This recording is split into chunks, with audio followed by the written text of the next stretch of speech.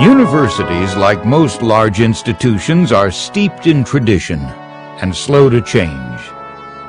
Students from times past would not find modern lecture halls and teaching methods so different from their own experiences. However, once in a while, someone challenges the status quo. This, as you know, is the Youth Urban Agenda Convention. They reinvent the curriculum to better fit the students in the times in which they live. Talk to each other and to come to some conclusions about what are the most important things that people your age think ought to be done in government.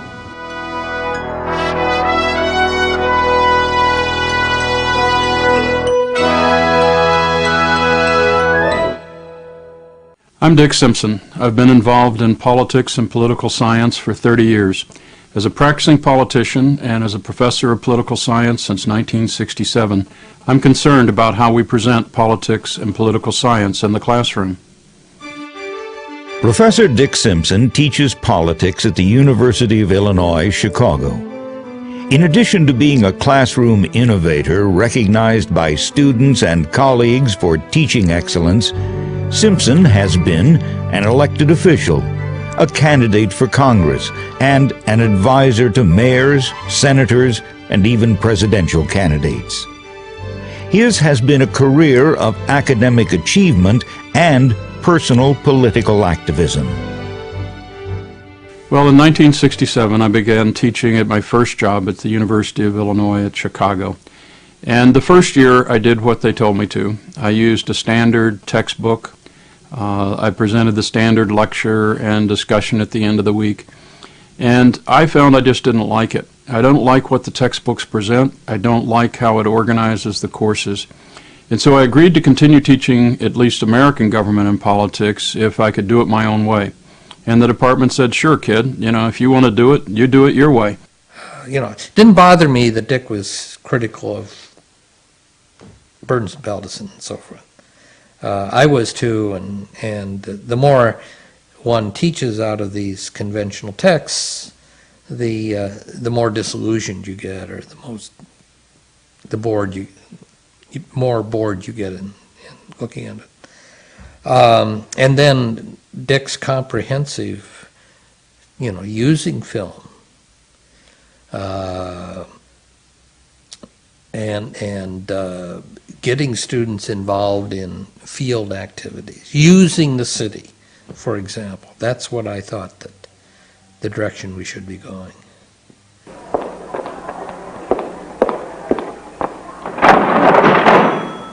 So I began to experiment first with television and film. We're talking about equal access to that very precious ballot. And Mr. Powell has for years been placing his favorites and his cronies at the top of the ballot.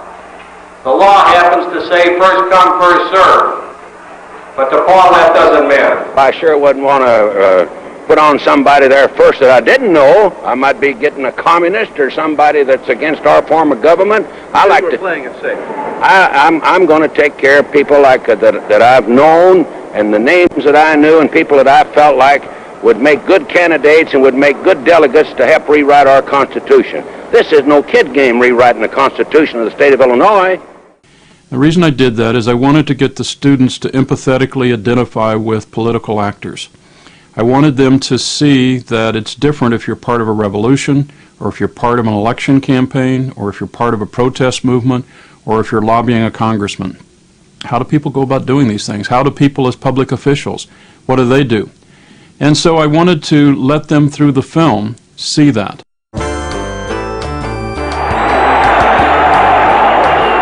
Professor Simpson began his teaching career at a time when the nation was at war with enemies abroad and at war with conflicting ideas at home.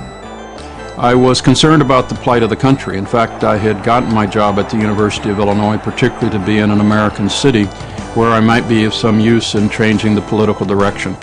So in 1967, I joined the Eugene McCarthy for President campaign. He was running against a seated president. It was an outsider's campaign. It was a grassroots campaign. It was starting at the bottom and trying to make a change. We made a slight miscalculation, thinking we would elect presidents first and work our way down to the local level, and we failed. But in the failing, we had a grand learning experience.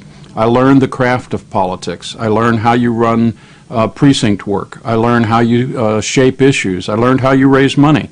I learned how you do all the things that are necessary to a political campaign. Simpson grew up in a conservative middle-class Texas family with solid values of honesty, democracy, and justice. During his freshman year of college at Texas A&M, Dick became involved in the student YMCA. He grew to love the earnest give and take while discussing issues of the day. It wasn't until he listened on a car radio. The candidates need no introduction. The Republican candidate, Vice President Richard M. Nixon, and the Democratic candidate, Senator John F. Kennedy. That he chose a political party identity. And it was really hearing. I didn't see the makeup. I didn't see the shadows on Nixon. I was not impressed by visuals. I just heard the words that Kennedy spoke and Nixon spoke. And listening to the two of them with no interruption, I decided, well, if this is what it means to be a Democrat, to be like Kennedy, and this is what it means to be a Republican like Nixon, I'll be a Democrat. And that really translated more broadly into I would be concerned with the country and with social movements and with justice, and I would do what I could to try and bring that about. That concern, that commitment to social justice would later become the foundation of Simpson's teaching philosophy. I've run internship programs where students work in campaigns or work for government officials or work for civic organizations or international agencies like Amnesty International, and they get to be a junior staff member. You know, maybe they're not going to be a campaign manager for the president, but they might well be an assistant to the fundraiser for the presidential campaign in Chicago. And over the years, through these variety of experiences, students have grown and learned in different ways in different classes. And they then take that they've learned into the real world. Now, they may not all be U.S. Senator, they may not all run for president, they may not serve on their city council. But anytime an issue hits their neighborhood, they know what to do about it. They know what their choices are. They know how to be a leader. My purpose has never been to train citizens. I figure anybody who can read a newspaper can learn enough to vote. But what I want to do is train political leaders who can give guidance, give leadership, and help organize democracy in the way it ought to be run.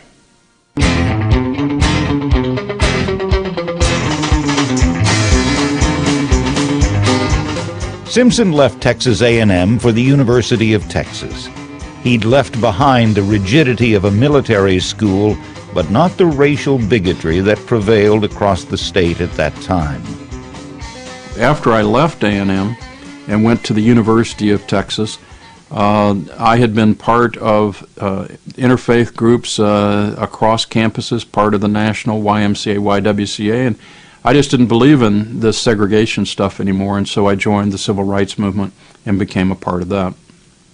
Simpson went to Liberia in West Africa in 1965 to work with young Africans building a new YMCA. This exposure, coupled with his involvement with civil rights back in Texas, prompted him to choose graduate study of African politics at Indiana University, where he spent a summer training Peace Corps workers destined for Sierra Leone. In 1966, he returned to Africa to visit some of those Peace Corps volunteers. His experiences in Sierra Leone led to his dissertation, The Political Evolution of Two African Towns. I studied two towns in different areas of the country. They were provincial capitals, and one had much higher level of social and economic development. The other had a much lower level of social and economic development. I mean things like how much wealth was there in the town, how big was the town, what kind of school system did they have. And the better off town had the less citizen participation, had the less voting, had the less involvement in the town council. And the other town that was poorer and had less good education facilities did better. And so what I came away with as the great lesson of my dissertation was that political history and political actions change politics. It's not simply the conditions of the society. It's not simply the school system. That we change our politics by what we do. And that was, for me, a great insight. Was studying two towns. I couldn't prove it in any political science definitive sense, but I found out what was really making politics work. And I brought that knowledge back to Chicago with me. I also discovered certain funny things that you wouldn't think apply, but in Africa there's a chiefdom system. And the chief is a fat old man with lots of food and many wives, with a good life, and everybody kowtows to him because he's powerful. And I found out when I got back to Chicago that nepotism and kinship and the same kinds of things that drove traditional African politics drive Chicago politics. You wouldn't think that two places as different in culture and history that would be true, but actually I learned a lot of lessons in Africa that were very applicable to Chicago. Soon after he arrived in Chicago, he became involved in the Eugene McCarthy for President campaign. That unsuccessful effort thrust Simpson into grassroots Chicago politics. Simpson and his volunteers had won 40% of the vote for McCarthy in key wards. And that was where Dick Simpson was important. He became the key staff person in the Illinois state race in the presidential primary, because what we were trying to do were elect delegates to the Democratic nominating convention who would vote for Gene McCarthy and against the Vietnamese War. McCarthy, of course, lost. We were disgruntled. I think almost all of us ended up voting for Humphrey as the lesser of two evils, but we certainly didn't get out on the streets and hustle.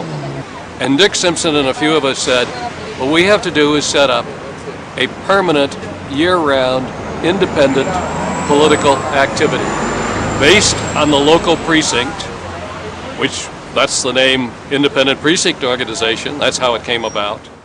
All right, so if we are at the principle of having one major appearance at which we're trying to galvanize large numbers of people, make as a coherent... Dick was a fabulous leader for all of us. He wasn't the kind to sort of come out with us and drink all night. He was busy working on the thing. But as a result, you would have 200 people in a auditorium in a gym in DePaul ready to go out and work in an election, because he would have gotten us to do the work to get them there. Through personal involvement, Dick Simpson was learning the craft of politics and acquiring an understanding of government that he had never learned in the classroom as a political science student. We went on from that beginning to fashion an independent politics that changed the history of Chicago. I eventually ran myself for alderman. We eventually put together a platform that would be carried out by Mayor Harold Washington in 1983. It took us a couple of decades to accomplish our task, but we did transform the Chicago political history. To me, the most significant part of Dick's city council service was his use of the ward and ward politics as, I'm sure, what he would call a laboratory for democracy. Dick was elected the term before me, so when I was elected, our wards are next to each other. We sat next to each other in the council chambers. I really, Dick was one of the 2 or 3 main people that I looked to for leadership and mentoring and as an example. And my impression is that Dick came to elected office having been a person who studied politics, studied the philosophy, the practicalities of it, had some very well thought out and well-grounded views about how government ought to work, at least at the local level, and wanted to put those concepts into practice. 44th Ward Fair is made possible by the fact that we have a ward assembly with delegates in every precinct, and we have delegates from every community organization virtually that exists in the ward. And as Simpson's real-world political and life experience grew, he developed university courses to help his students understand how governments really functioned. And then you're going to have a chance to meet a series of government officials, campaign personnel, and a chance for some of you who are in particularly the 190 class to actually work in some campaigns, some voter registration drives, and some lobbying efforts. Rather than simply introduce the students to the structures of government in the manner of typical high school civics classes, Simpson's new course was designed to provide a powerful introduction to the study of politics. I first, instead of writing a textbook in the normal sense, I wrote a workbook. And I wrote a workbook around multimedia. What I did was show films, show TV programs, and I would help them understand the TV programs. I would offer them political philosophy, not by secondhand accounts of what Jefferson or Marx said, but by what Jefferson actually said and Marx actually said. And I would make them read these contradictory political philosophies. My point was not to make them either communist or Jeffersonians or agree with Ed Burke on conservatism, or to agree with SDS that we needed a revolutionary change in the United States today. I wanted them to take all of these ideas and come to their own conclusions. And if you force them into these kinds of conflicts, they have to. It's the same kind of thing when you go to the polls. If you have to choose between two candidates who are vigorously contesting different points of view, then you have to make a real choice. If it doesn't matter and you just check off whatever the newspaper or the party precinct captain tell you, then you're not really participating in a meaningful way in the democratic process. So I wanted to introduce them to conflict because conflict is the heart and soul of politics. And once I switched to doing the study guides, which eventually became a textbook called Who Rules, and once I switched to movies, once I switched to reading political philosophy, I noticed that the evaluations went way up. In fact, as early as 1971, the students in the university as a whole voted to give me the Silver Circle Award in teaching, which is the most prestigious award which the students give to the faculty of the best teachers. I'll call that one to headquarters as another request. I will tell them when I'm in there, but I won't be in for 2 hours now. Okay. Because I've got to cover my own area. I mean, he was doing so. I would. Yeah. My principal focus in doing media projects, films, television, and the like, has been to focus on what are the conflicts and what do you actually do about them. And so I've tended to do kind of cinema verite most often, where you actually see the people slugging it out in the precinct, going door to door, trying to convince the voters to vote for a candidate. You see the actual effects of the 1996 election when Clinton was reelected and what that struggle was about at the presidential stage. Whatever level of politics and whichever style of politics, I've been interested in the struggle for democracy and justice, but it really in the nuts and bolts of it. They're not particularly preachy. They're an attempt to see from the inside what is it like to be someone involved in an election campaign. What is it like to be someone involved in a protest movement? What are the issues of the day really about? Why did Clinton get reelected and why did Dole get defeated? I want them to think about those things. The particular purpose in each course is slightly different, and they get used in a variety of courses. But mostly it's to show politics from the inside so they have a feeling about the political process, the importance of the political process. They understand it's a fight. They understand how it is fought. And they understand they could go out and do it. There's no reason they couldn't work a precinct. There's no reason they couldn't be part of a protest demonstration. There's no reason they can't write a speech for a candidate. All of this is within their grasp, and the fact that they're students doesn't excuse them from being Democrats in the sense of being participants in a democratic society. Politics is about people. I mean, that's what it is. And so when you're able to see people in politics functioning, and you see the personal stories, and you see the struggles, you see the frustrations, you see the things that people like and they don't like, that sort of class environment, both when Dick Simpson would speak about experiences, or when he'd bring in politicians, or he'd bring in campaign workers, he'd bring in people to his other classes, or simply having students who are going through these experiences themselves talk about that. That was incredibly valuable. The first candidate to address you is State Senator Steve Rauschenberger, who is running for U.S. Senate as a Republican candidate.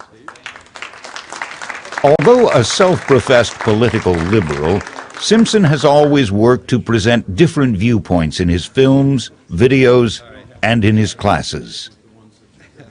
I was really amazed, actually, at the way that Dick was able to balance the class. And it wasn't that he wasn't taking sides, because there's certainly, I mean, there's always an agenda in any class, in the way he presented material, in the order that he chose speakers to come in, the way he would challenge certain speakers or ask them to address certain issues. So that was clear. I mean, that was completely evident. But he never made it as if we felt pressured to see things as he saw them. He basically presented a side, a way of seeing the city, and we were free to take all of these different influences, all these different voices in the form of guest speakers, our own experiences, Dick Simpson's experiences, and we could synthesize them into our own understanding of Chicago politics, which is a pretty complex thing. Today we're very fortunate to have with us the second highest ranking official in the state of Illinois, Lieutenant Governor Pat Quinn. Pat Quinn has been really an independent more than a party regular, even though he's been elected to state office twice. But I want to appreciate the opportunity to come and thank Dick Simpson for letting me come and speak to you today. I'd like to make a little talk and then hopefully answer a lot of your questions and listen to your criticisms and suggestions. I am the Lieutenant Simpson Governor of Illinois, continued his elected, own struggle for political power in 1970. With the backing of the Independent Precinct organization which he had founded, he ran for 44th Ward Alderman. Simpson won a clear victory and was re-elected 4 years later. Once in the city council, Simpson's political role and visibility increased dramatically. Soon after he was elected, Simpson rose in the council to question the appointment of Tom Keene, Jr. to the Zoning Board of Appeals. When the confirmation of Keene's son to the zoning board came up, Dick rose to speak against it. And one thing about the old-time machine guys is that you could say almost anything about an issue or about corruption in an abstract sense, but if you talked about somebody's son, they went crazy.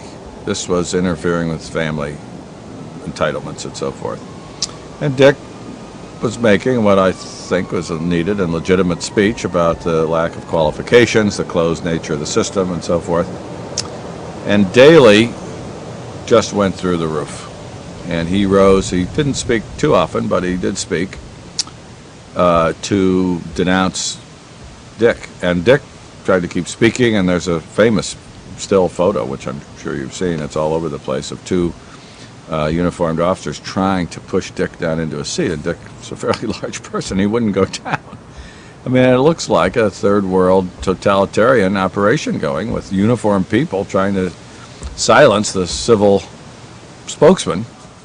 Professor Simpson was not teaching in the classroom, but in the public arena, where most sensible people did not dare to challenge Chicago's entrenched mayor and its machine politics. And so I objected, and I objected in a speech that was like 2 sentences long. I said something like, well, this seems to me to be a case of nepotism and a conflict of interest, and I don't think we should do this. And Mayor Daley exploded and said something like, well, who's going to ask those questions? And I said, my students will. And Daley didn't like that answer. And in between, we had the speeches of 4 or 5 aldermen currying favor. They were praising how wonderful Tom Keene Jr. was and so forth. And after about 5 speeches or so, the mayor still wasn't satisfied. Nobody had put Simpson in his place. No one had proven that Tom Keene Jr. ought to be appointed in a case like this. And so the mayor tried himself. And the mayor read an absolutely dreadful poem called Sons, written by Grace Noel Cowell, which I hope no one will ever have to read. But essentially it says, if you can't put your arms around your son, you know, you don't count. And then the mayor went on, after reading this dreadful poem, to explode in the most vituperative speech that he made in his entire very long and very powerful career. I think for many people of that era, that picture of Dick trying to be seated by the two police officers will be the way Dick is pictured and remembered. Having said that, that of course was one of his least substantively significant contributions, because he had so many that were substantively significant.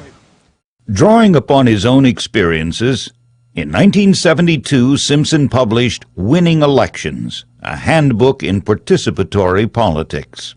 And it was not written just for the students in the classroom, although I used it as a text in the classroom sometimes. I wrote it because I wanted other people, other ordinary citizens, to know how to be engaged in a grassroots campaign that could overturn even the worst political machines in the country. And so we went through step by step. How do you choose a candidate? How do you raise the money? How do you get the volunteers? How do the volunteers proceed to register voters?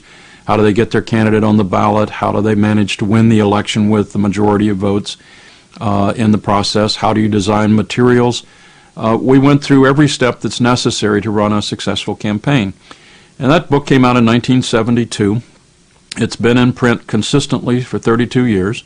It has been the guidebook for candidates running not only in Chicago, but for mayor and alderman and state legislature and school board across the country in little communities.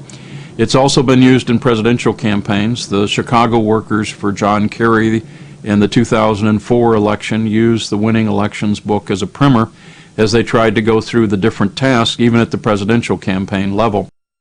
And the university became the benefactor of Simpson's involvement with Chicago and its government. As I went along, I continued to get awards both for teaching and continued to publish at a high level. The university, even about the publications, was a little nervous. They prefer the journal article in the profession. It looks more scientific, it looks more official. And in the early years, I didn't bother to publish in the journals because I didn't read the damn things. They weren't interesting. What I read was books and articles in magazines and films and TV programs, and so I did most of my early publication in that venue. As I got more senior and had more time and was no longer in active public life, then I began to write the journal articles quite successfully. Simpson also had the time to bring his teaching to larger audiences through the public media. Miami has actually had their mayor go to jail along with a number of their city council members, probably a bigger average. We've only had 26 aldermen in the last 30 years go to jail. Miami hasn't had that many, but they have a much He continues smaller city. today to be a frequent guest on news and opinion programs. Professor Simpson has had the great satisfaction of seeing his students do well both in public life and academia. When former student Carol Mosley Braun announced her candidacy for president at the UIC campus, she singled out Simpson for his inspiration and guidance throughout her career.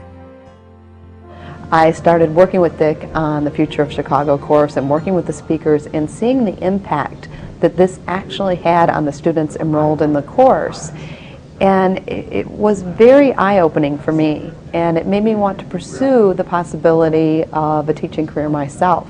And I kept working with Dick over the years as his teaching assistant as I went through graduate school, worked part-time as a part-time instructor at a variety of institutions, and now I'm a fully tenured instructor at the City Colleges of Chicago, and really think that I made the right choice in terms of my career that I'm not sure I would have had I not had that first opportunity to work with Dick with his Chicago's Future course.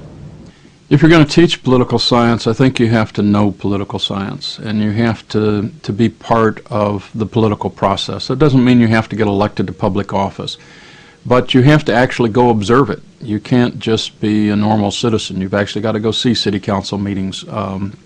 You've got to take a position yourself on important issues to the community. You have to understand the workings from the inside. You can't do it all in an academic way or by giving statistics or crunching numbers. Those come later once you understand what's actually going on, and it's the understanding that's important. Political participation is an important learning process for you as well as for your students. I think also that if you're going to teach this kind of stuff, you're really going to have to create your own materials. You're not going to find it in a standard textbook. And it's more than just adding some sort of anthology or reader to the course. You may not create movies, but you've got to create special exercises, you've got to create special occasions, you've got to create learning experiences. And I think that's important in thinking about how students learn. I don't think students learn so well just about reading it or hearing it in a lecture. I think you've got to put students into an experience themselves. Now, that could come from watching a movie about how an election's conducted or a revolution is held. It could come from being part of studying a local unit of government or observing a city council meeting or participating in an election campaign or undertaking an internship. There are a lot of different ways, but you somehow have to do that. The other thing is, because politics is about conflict, I don't think you can teach this in a non-conflictual way. That is, what you want to present is the conflict. You want to have speakers from different points of view, or you want to read alternative political philosophies in the same class. You want students to have to choose between, to have to care about which side is right, and to have to come to their own conclusion. And if you're going to do all of this, the university is going to have to recognize it. Has to recognize public service when you testify before a legislative committee and they pass a law. Has to recognize that the scholarship of engagement, where you really uncover how politics and government work, is equally important as a journal article, that you can get promoted and tenured if you do your job well. Doesn't mean you can get by without publishing or teaching or doing public service. You've got to do all those things. But you've got to be able to do those in a way that's really engaged with true political life, not simply academic journals. And academic journals are important, but they're only important when they reflect the reality of politics. They're not important for their own sake. So we need to have much more flexibility in the university. We need to have rewards for different kinds of teachers doing a different kind of job. And I think new teachers have to learn you're going to have to find another way to teach. You can't just do the stand-up and lecture. At least I can't. I think students get bored by that, but I can't do it in any case. I can give a great political speech, but I can't day after day give a compelling lecture. Some people can, but I don't think that's the main way that education proceeds. I think it proceeds from experience, from being engaged, from caring for material that's controversial, material that draws you in, and that you care. And finally, then, I think you have to have your own political philosophy. My political philosophy has to do with democracy and justice. I want to see us be the best democracy we can, and we are not. I want us to see us be the most just society we can be, and we are not. And so that drives a passion in my teaching that makes a difference in what I do and how I do it.